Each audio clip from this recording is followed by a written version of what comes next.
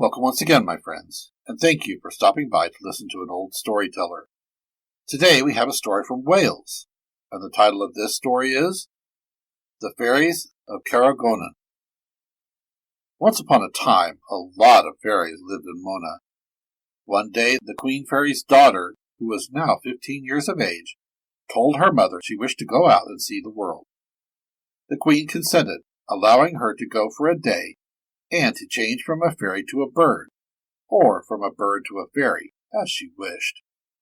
When she returned one night, she said, "I've been to a gentleman's house, and as I stood listening, I heard the gentleman was witched. He was very ill, and crying out with pain." "Oh, I must look into that," said the Queen. So the next day she went through her process and found that he was bewitched by an old witch.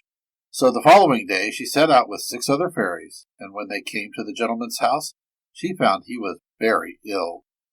Going into the room, bearing a small blue pot they had brought with them, the Queen asked him, "Would you like to be cured?" "Oh, bless you, yes, indeed." Thereupon the Queen put the little blue pot of perfume on the center of the table and lit it, when the room was instantly filled with a most delicious odor.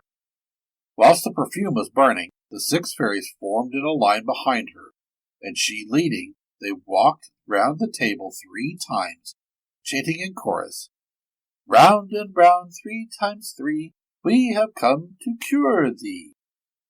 At the end of the 3rd round, she touched the burning perfume with her wand, and then touched the gentleman on the head, saying, "Be thou made whole."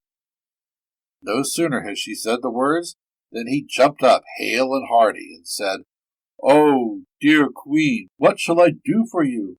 I'll do anything you wish." "Money I do not wish for," said the Queen, "but there's a little plot of ground on the sea cliff I want you to lend me, for I wish to make a ring there, and the grass will die when I make the ring. Then I want you to build 3 walls round the ring, but leave the seaside open, so that we may be able to come and go easily." "With the greatest of pleasure," said the gentleman, and he built the 3 stone walls at once, at the spot indicated. Near the gentleman lived an old witch, and she had the power of turning at will into a hare. The gentleman was a great hare hunter, but the hounds could never catch this hare. It always disappeared in a mill, running between the wings and jumping in at an open window, though they stationed 2 men and a dog at the spot, when it immediately turned into an old witch. And the old miller never suspected, for the old woman used to take him a peck of corn to grind a few days before any hunt, telling him she would call for it on the afternoon of the day of the hunt, so that when she arrived she was expected. One day she had been taunting the gentleman as he returned from a hunt, that he could never catch the hare, and he struck her with his whip, saying, "Get away, you witchcraft!"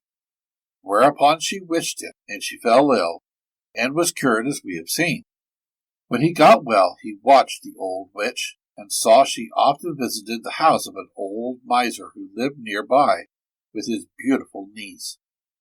Now, all the people in the village touched their hats most respectfully to this old miser, for they knew he had dealings with the witch, and they were as much afraid of him as of her. But everyone loved the miser's kind and beautiful niece.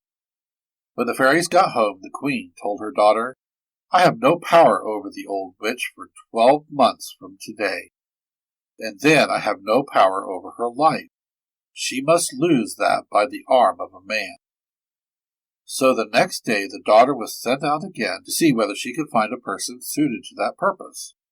In the village lived a small crofter, who was afraid of nothing. He was the boldest man thereabouts, and one day he passed the miser without saluting him. The old fellow went off at once and told the witch. "Oh, I'll settle his cows tonight," said she, and they were taken sick, gave no milk that night. The fairy's daughter arrived at his croft yard after the cows were taken ill, and she heard him say to his son, a bright lad, "It must be the old witch." When she heard this, she sent him to the Queen. So the next day the fairy queen took 6 fairies and went to the croft, taking her blue pot of perfume. When she got there, she asked the crofter if he would like his cows cured. God bless you, yes, he said. The queen made him bring a round table into the yard, whereupon she placed the blue pot of perfume, and, having lit it, as before, they formed in line and walked round thrice, chanting the words, Round and round, 3 times 3, we have come to cure thee. Then she dipped the end of her wand into the perfume and touched the cows on the forehead, saying to each one, Be thou whole, whereupon they jumped up, cured. The little farmer was overjoyed and cried, Oh, what can I do for you? What can I do for you? Money I care not for, said the queen. All I want is your son to avenge you and me. The lad jumped up and said, What I can do, I'll do it for you, my lady fairy. She told him to be at the walled plot the following day at noon, and left. The next day at noon, the queen and her daughter and 300 other fairies came up the cliff to the green grass plot, and they carried a pole and a tape and a mirror. When they reached the plot, they planted the pole in the ground and hung the mirror on the pole. The queen took the tape, which measured 10 yards, and was fastened to the top of the pole, and walked round in a circle, and wherever she set her feet, grass withered and died. Then the fairies followed up behind the queen, and each fairy carried a harebell in her left hand, and a little blue cap of burning perfume in her right. When they had formed up, the queen called the lad to her side, and told him to walk by her throughout. Then they started off, all singing in chorus, Round and round, 3 times 3, tell me what you see. When they finished the first round, the queen and lad stopped before the mirror, and she asked the lad what he saw. I see, the mirror tells me. It is the witch that I see, said the lad. So they marched round again, singing the same words as before, and when they stopped a second time before the mirror, the queen again asked him what he saw. I see, the mirror tells me. It is a hare that I see, said the lad. A third time the ceremony and question were repeated. I see, the mirror tells me. The hare runs up the hill to the mill. Now, said the queen, there is to be a hare hunting this day week. Be at the mill at noon, and I will meet you there. And then the fairies, pole, mirror, and all, vanished, and only the empty ring on the grass was left. Upon the appointed day the lad went to his tryst, and at noon the fairy queen appeared, and gave him a sling and a smooth pebble from the beach, saying, I have blessed your arms, and I have blessed the sling and the stone. Now as the clock strikes 3, go up the hill near the mill, and in the ring stand still, till you hear the click of the mill. Then with thy arm, with power and might, you shall strike and smite the devil of a witch called Jezebel Light, and you shall see an awful sight.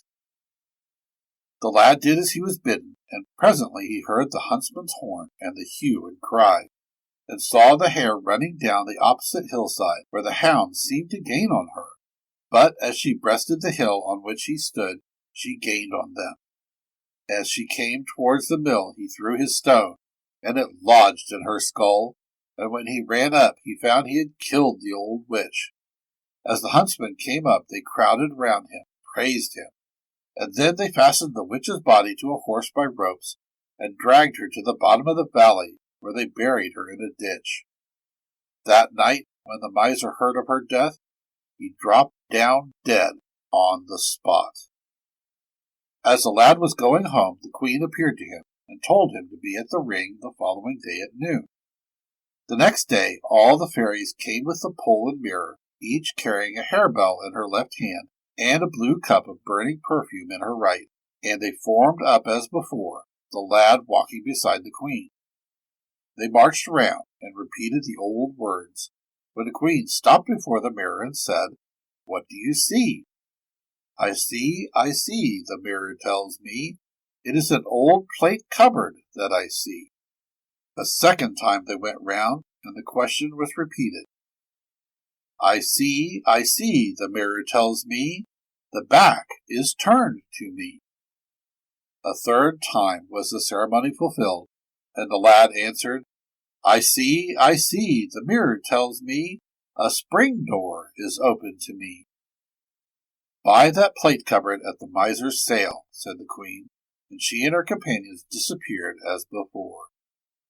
Upon the day of the sale, all the things were brought out in the road, and the plate cupboard was put up. The lad recognized it and bidding up for it till it was sold to him. When he had paid for it, he took it home in a cart, and when he got in and examined it, he found the secret drawer behind was full of gold. The following week the house and land, 30 acres, was put up for sale, and the lad bought both and married the miser's niece, and they lived happily till they died. Thank you once again for listening to this story.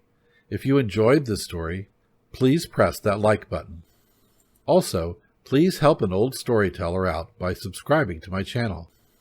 The next story will be posted in a few days, so until then, may your story continue to be a good one.